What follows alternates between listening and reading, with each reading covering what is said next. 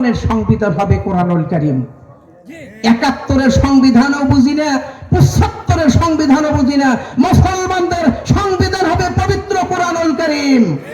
বিশ্বনবী আমাদেরকে শিক্ষা দিয়েছেন, রাসূলুল্লাহ এই সংবিধান অনুসারে রাষ্ট্র পরিচালনা করেছেন।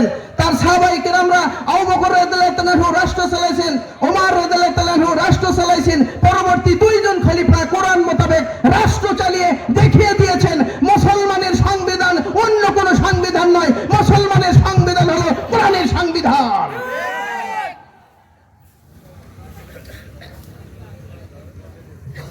আমরা তাদের উত্তরসূরি, আমরা আবু বকরের উত্তরসূরি, আমরা ওমর রাদিয়াল্লাহু তাআলার উত্তরসূরি। বিশ্বনবীজি দুনিয়া ছেড়েছে, আলেম সমাজ তাদের উত্তরসূরি। যে কথা বিশ্বনবীজি বলেছেন, আল উলামা ওয়ারাসাতুল আম্বিয়া। কি বলেন? আলেমরা রাসূল চলে গেছে, সাহাবায়ে কেরামরা চলে গেছে।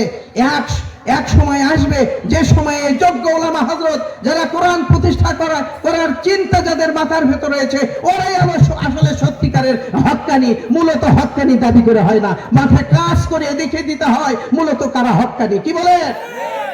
কোন আলেমের বিরুদ্ধে ষড়যন্ত্র হলো না, আর কোন আলেমরা বাড়িতে থাকতে পারলো না। এটি হলো আলেমের পার্থক্য। যে সমস্ত ওলামায়ে কেরামদের উপরে বিপদ আপদ নাযিল হয়েছে, ওরাই হলো সত্যপন্থী। উলাইকা হুমুস সাদিকুন।